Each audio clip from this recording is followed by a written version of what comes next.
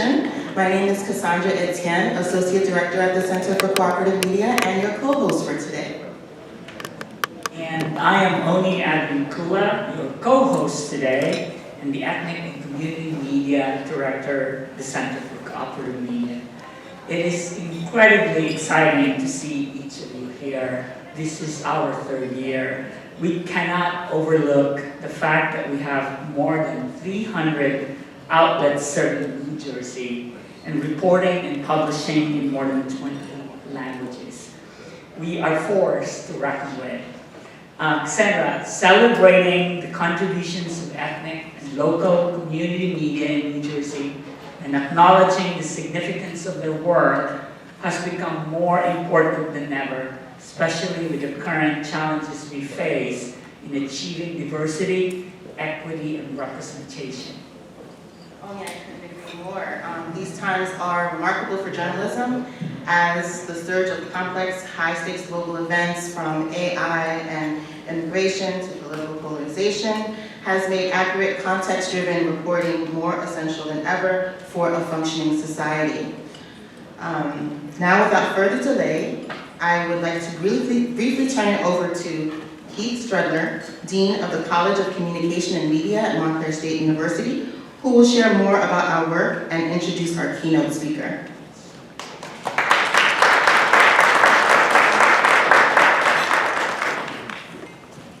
Good morning, everyone. It's great to be here with you. I'm Keith Strudler, Dean of the College of Communication and Media at Montclair State University. Today, I have the distinct honor to introduce our keynote speaker and a wonderful neighbor to our campus, Governor Mikie Sherrill. I know most of you know Governor Sherrill is the leader of our state, former congressperson and naval aviator, but at Montclair, we'll always know her as the guest chef on season 4, episode 7 of Montclair's signature presidential cooking show, Cooking with the Pound. You can still watch the episode, it's online. I want to thank everyone here today for attending the Excellence in Community Media Awards, and congratulations to the award winners. Supporting journalists and publishers is central to the mission of the Center for Cooperative Media at Montclair State University. The center works diligently to grow and strengthen local journalism in New Jersey and beyond, with a focus on diversity and equity. That includes providing hundreds of thousands of dollars in funding for ethnic and community media through reporting fellowships, translation services, journalism memberships, training, and press briefings. The center has supported access to timely and newsworthy content in various languages, helped to enhance reporting skills, and connected community media with elected officials and legislators. Montclair is committed to community service, and the center's efforts are an exemplar of how we serve publics throughout the state. This is a guiding principle of our College of Communication and Media, which serves a talented and diverse student population of 2,000 and offers degrees in advertising, animation and visual effects, communication and media studies, film and television, journalism and digital media, social media and public relations, and sports communication. As New Jersey continues to grow its capacity in the media and communication industries, we will prepare the next generation of practitioners and leaders to thrive in this critical economic sector. And speaking of critical media ventures, I am honored to be here at the moment when we also look forward to a new vision for how public media serves the state of New Jersey. At Montclair, we are proud to be a part of that vision. In our College of Communication and Media, and with leaders across our university, we are creating an innovative and forward-looking bid to serve for the new home for NJPBS, leveraging our state-of-the-art facilities as a hub for a true, statewide, diversified public media network. We're already working with many of you in this room about the roles you can play in this network, as well as university partners across the state, sports organizations, arts groups, technology partners, and more. And we will collectively leverage the power of higher education and community to ensure that the future of New Jersey public media is inclusive, sustainable, contemporary in design and delivery, and provides the public the information and stories they deserve, and in the way they consume media today and in the future. We are excited to submit our full plan to the state on April 3rd. Before we introduce our distinguished guest, we want to thank the financial supporters of today's event, the Robert Wood Johnson Foundation, Democracy Fund, and the statewide Hispanic Chamber of Commerce of New Jersey. And also a special thanks to TCNJ President Dr. Michael Bernstein and the event staff here at the College of New Jersey. Now, it is an honor to hand the stage over to our keynote speaker, Governor Mikie Sherrill.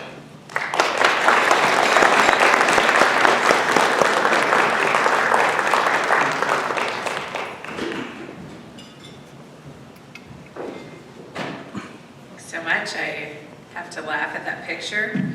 It's the last thing you see if you use the restrooms at numerous rest stops across our state. So there you have it. It is really wonderful to be here, and I do want to say in communications, Keith, I got the memo so we could wear our matching suits today. We're all working together. Michael, thank you so much for hosting us here at TCNJ. It's really beautiful. The Robert Wood Johnson Foundation and the Statewide Hispanic Chamber of Commerce for supporting this really important work. And a big congratulations to today's award winners. You know, I think every ethnic and community media journalist here puts in such long hours and really works incredibly hard to bring attention to so many of the key community interests that are going on across our state. I've worked with many of you. I'm looking forward to working with more of you. We put a lot of effort in this campaign into rethinking the media strategy that, quite frankly, we'd sort of built in 2018 in my first campaign, and the world has changed. Many of the media outlets that we were communicating with then have gone. They're no longer. And some of the new ways of communicating, the new really interesting ways of communicating have come online, and so many of you are at the forefront of that. And so rather than looking at what we've lost, and it's hard if you're my age, right? I remember, you know, the days of ABC, CBS, NBC, 5 o'clock news, everybody watching that and having some vision going forward, and it's hard sometimes not to miss a certain way that you're comfortable in communicating and to look at the downside of that. And certainly one of the biggest downsides to me is the lack of accountability of government. And we really, I think that's a hole we need to see filled here. But what that really misses is the many new ways of communicating and the deep connections to communities that so many of you bring, and the connections to younger people, and kind of bringing them and engaging them in very specific ways, which we worked hard on my campaign to understand, bringing on influencers. Now they are part of our press list as we have press conferences, making sure we're reaching out to influencers, and then really going to many communities and making sure that we have people on my team too, so that we can engage better. I have been brushing off my high school Spanish, so trying to do that, and then trying to bring on even more competency throughout our team so we can do better outreach, and so many of you are so helpful in that. So I want to thank you. I do see, you know, how scrappy journalists, like many of you here, have really made such a difference. I know in my own hometown of Montclair, it really, yeah, getting an award today for the great reporting on really bringing to attention some accounting deficiencies in our town that were sort of under the radar and really creating problems for many people across the town. So it's that kind of hole that I worry that we're missing in holding our government accountable. Who's going to be at some of the town municipal meetings to get very busy people some news out about what's going on and how you can make good decisions. So that's what I'm so excited about as we look to the future of what public broadcasting might look like, how we can support news in our state, and how we can really move forward in a different way. I keep saying that language, move forward in a different way, because I truly believe that we are at the precipice of great change. And while, again, it's sometimes easy to lament what we've lost, and there are great things, but that, I think, misses the point about what we can create. New Jersey is the 22nd largest economy in the world. We have the most scientists and engineers per square mile. We have deep and dense political communications and communities. We have over 500 municipalities, so that means mayors and council people, and people just really engaged in the lifeblood of communities. So we can create something really special and different here. And we have an opportunity, and many of you in this room are at the forefront of thinking about what that might look like, because if you can't communicate to people about what's going on, if you can't help them to have that vision, then you can't bring them along. And you in the room are the people that bring your communities along. So I just really want to thank you all for the work that you do. I look forward, like I said, I've been working with many of you. I look forward to working with all of you so we can continue to go back and forth about where we go here in New Jersey and how we make sure everybody's included in that vision. So thank you all so much, and I look forward to the questions. Thank you.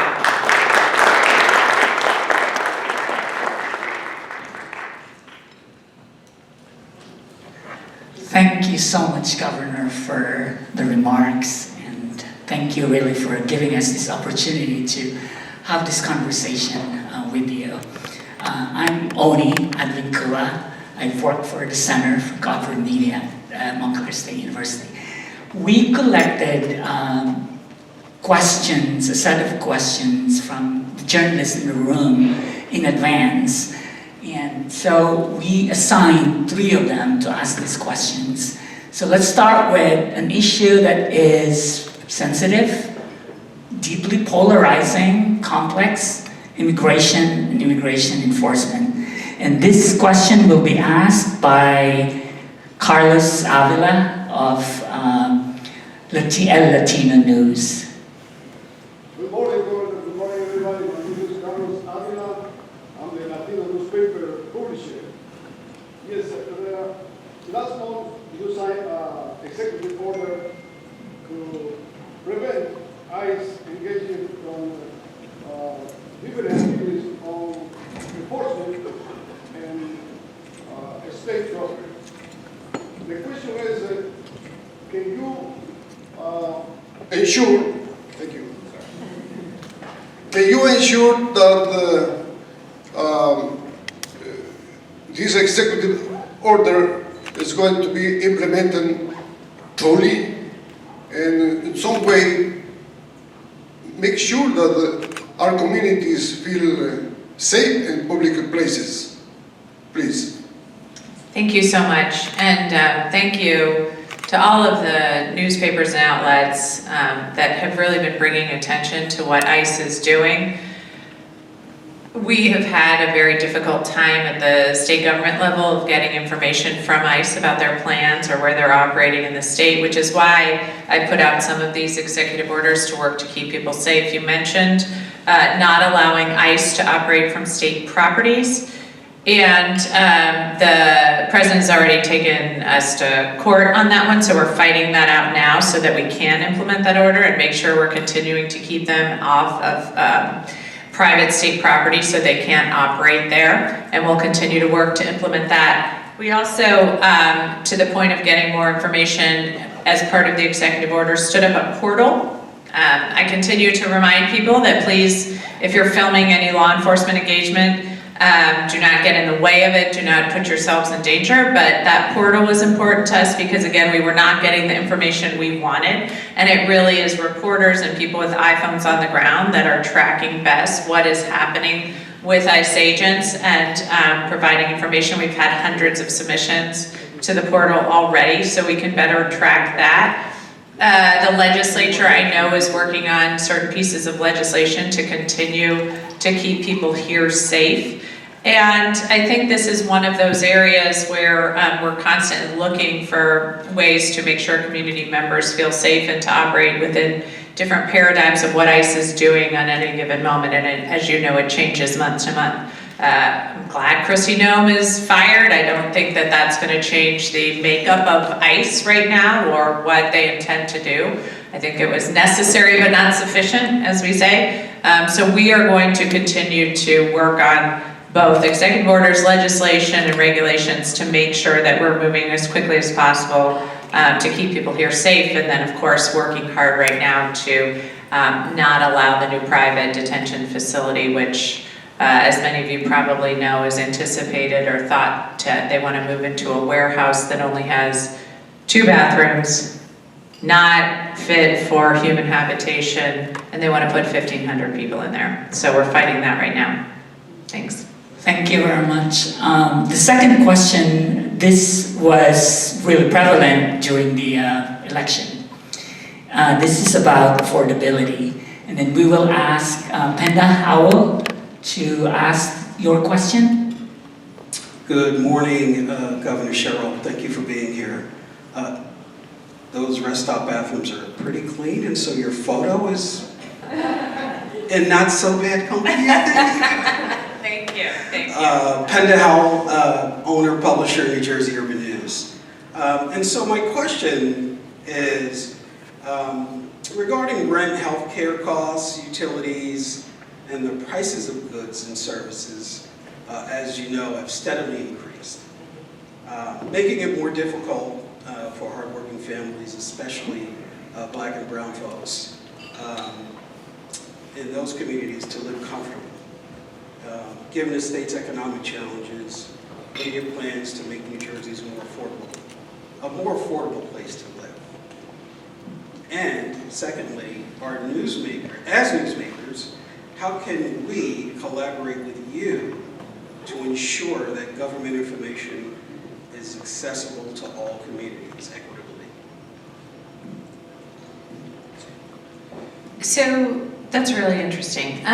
First of all, I just put forth what I call an affordability budget. After going around the state for over a year, speaking to thousands of New Jerseyans, it just again and again and again became really apparent that people were struggling, that costs have just risen way too high too quickly, and your average middle class family, what I would have called, working class families now feel like they're the working poor.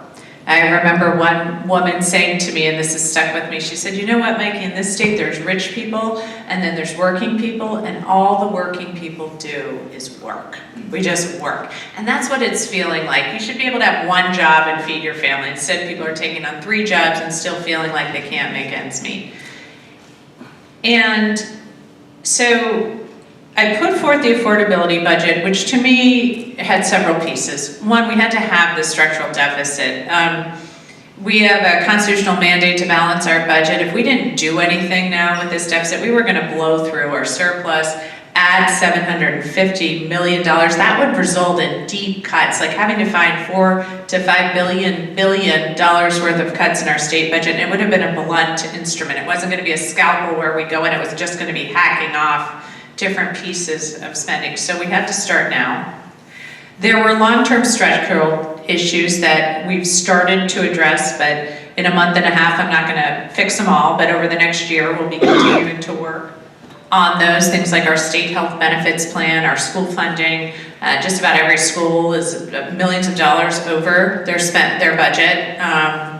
And it feels like, I shouldn't say just about every, but quite a few are. And we're receiving reports of that now. So we need to really do things to drive some of the high costs down.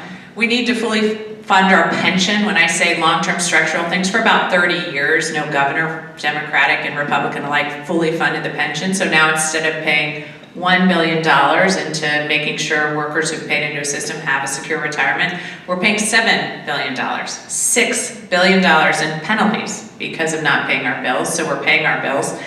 And then we're not raising taxes because this is the highest tax state in almost every property taxes, business taxes, et cetera, in the nation. And so we have got to be thoughtful about where we're spending our money. And we've got to demand that when we're spending our money on programs, that they're working and delivering. One of the hardest things as we look across the budget and we were getting into the weeds of it was there are some programs that are set up to deliver, programs to create generational wealth to deliver for Black and brown families.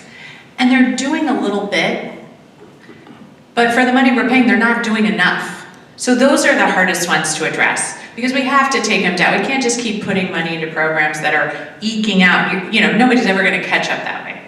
But that's a hard thing to do because these are still issues we want to fund. We just have to figure out the best way forward. So this budget's sort of setting the table, the affordability budget, the most fiscally responsible budget anyone's passed in this state in years, to really move forward so we can start to invest in those key areas and hold government accountable. We have moved into some of those areas. So high-intensity tutoring is an evidence-based, and we've seen really good results from that program, so we moved money into that. We put more money back. It was zeroed out. We put $70 million into the Affordable Housing Trust Fund, so we can begin to up that, so we can start building housing people can afford. So we are starting to make those moves. We just in a month and a half haven't finished. But that said, how can journalists help? We'll continue to push messages out to all of you, and please make sure you're in connection with our team, and we'll keep doing that, and you can help us understand new ways to do that. For those of you who serve communities that speak different languages, helping us with translation and making sure you're getting it out to the communities, and then giving us feedback if you feel like we're not giving you the tools you need. But I'd also ask, and something that I also think is really powerful that you can do is provide that feedback. I just ran a really hard campaign. And what that means is there was probably not much you could have told me in the last year about what the people of New Jersey were thinking that I didn't know. Because I was speaking to thousands of them daily by the end. So I could have told you probably more about your communities than maybe you knew.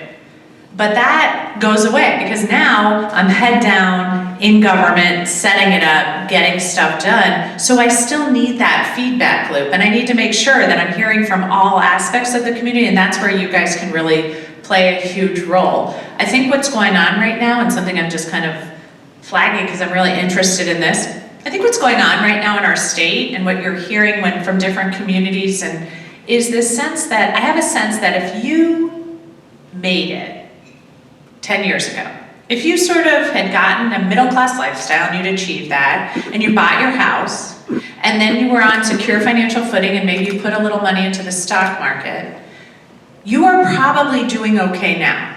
The stock market's ripped, you got your house, you got it before housing prices went through the roof, maybe, your kids are little, if you're over 40 and you were able to get secure in 10 years ago, you're probably not feeling some of what is going on in the economy.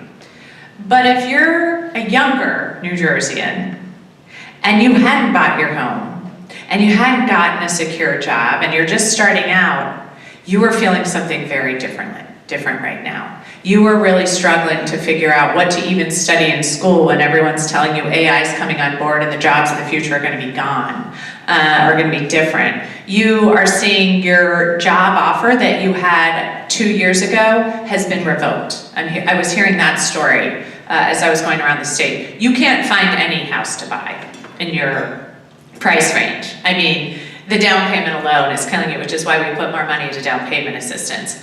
And you are losing, despite having maybe $200,000 a year job, you're losing bid after bid after bid across the state, and prices just keep going up.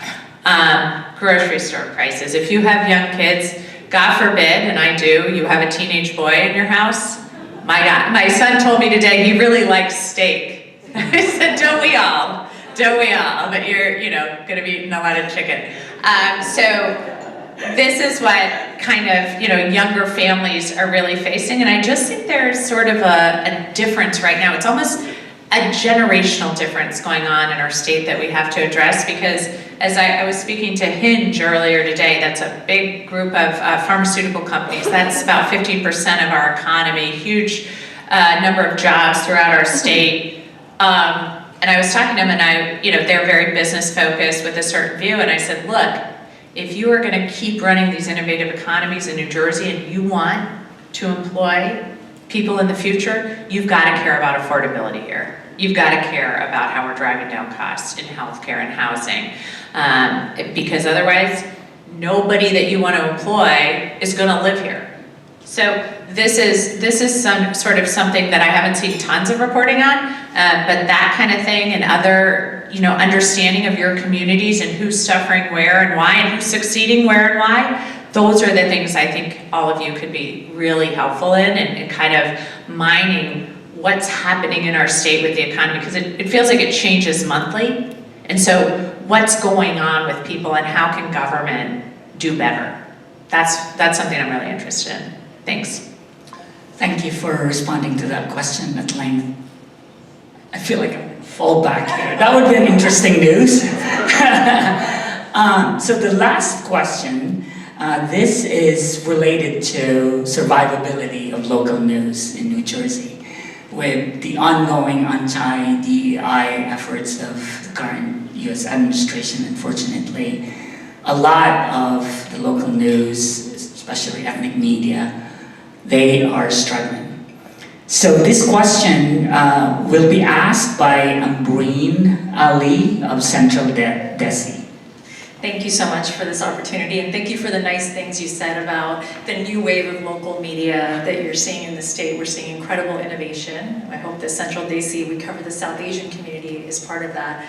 So along those lines, last week, State Senators Andrew Zwicker and Angela McKnight introduced legislation that would require state agencies that advertise public bid solicitations to allocate at least 30% of that ad budget to local news organizations. And this is a question that's about how to ensure the survival of these local news organizations. Will you consider signing this legislation to ensure the continued viability of what you're seeing here? I'm really interested, and I'm anxious to hear. I don't comment on pending legislation for various reasons. It goes through a million different iterations before it gets to my desk, but I'm very interested in legislation like that and how we fund local news and how we do public broadcasting. And as I said at the beginning of my comments, I'm also interested in what we consider public broadcasting and the new ways people are communicating and how we support that, and really delve into some of the innovative areas, again, like many of you in this room who are working to do that. I was debating whether to tell this story because it's kind of an odd one, but I was sitting years ago at a dinner with, of all people, Mark Andreessen, and this was sort of before he became whatever he is today. But he was like on the path, right? And I'm just catching Sean Higgins, my comms person, out of the corner of my eye, and he's like, "Don't do it, girl. Don't do this to me." But I was sitting there with him, and I was sort of in this, what I would call like my traditional brain, right? Like, back in the day, we had ABC, CBS, NBC, and we had, reporters, and maybe, everyone's biased to some extent, but they did have an ethos that they were trying to give you the news and nothing but. And I see everyone my age kind of going like, yeah, because that's, I kind of see that in some ways as sort of like the standard of reporting, of getting you the facts and not getting you the bias, which was probably a little bit not true even at the time, but that was their intent, that was their work. And I was saying this to him and arguing over the misinformation and the fake news and the false news, and he was telling me I was wrong. And he was saying that no, this is the most open media environment in the history, that everybody can weigh in, and that and anybody can see all the news, and you don't have it curated for you, and you can determine all of this. And so I've thought about that a lot as we've moved through this cycle, and I don't know if it matters if ABC, NBC, and CBS were good 20 years ago at this point, right? That's not where we're at, that's not where we're going, we're not gonna be there. So how do we get, in this new open media environment, how do we get good information? And how in New Jersey can we really be on the forefront of that? And some of it is a problem with algorithms, and I'm really focused on that in my kids' online safety agenda and how we deal with that. Some of it is, and I would say by some, I mean like maybe 90% is money, right? Now you see a lot of people with political biases buying up some of the big news producers. And so that's why I'm so interested in public broadcasting and how we fund that.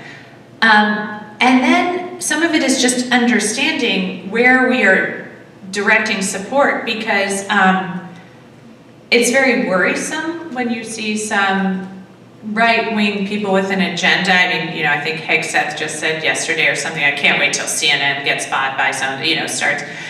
So obviously there's an intent by this administration to just, almost have propaganda machines everywhere, not real credible news sources. But to some extent, I'm not sure how many people are watching CNN now. I'm not sure that that's where a lot, I used to have, you know, in places I worked, I'd have one of the cable news things on loop everywhere, you know, CNN, it was just always on in the background.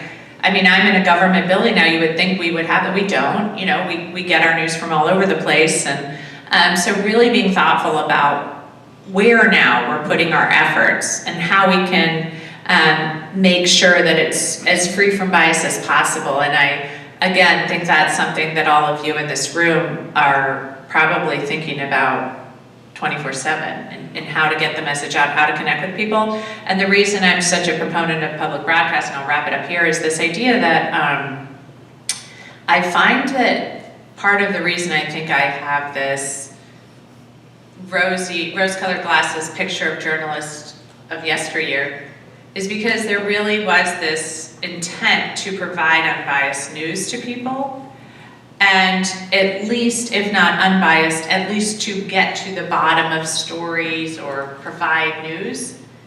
And I've seen, not all, but in many young journalists, and they have to almost be this way because of lack of funding, there's a desire to get clicks.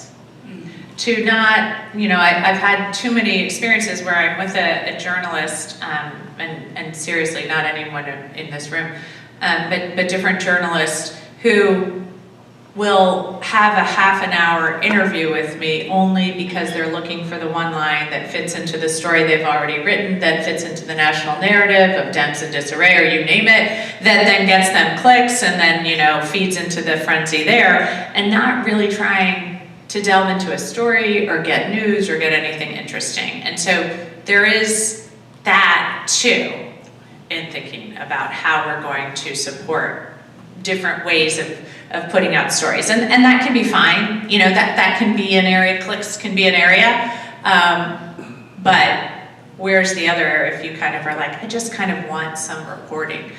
So that's what I think we need to all think about and work on. And again, I just can't repeat it enough. Everyone here has a role to play in that. I mean, because this is all a brave new world, and many of you are at the forefront of how we do that. So thank you. Thank you very much. We cannot express enough how appreciative we are for taking the time out of your busy schedule to be here. You made this event really special and meaningful for us. Thank you. Thank you. Thank you, guys. I really appreciate it. Thank you.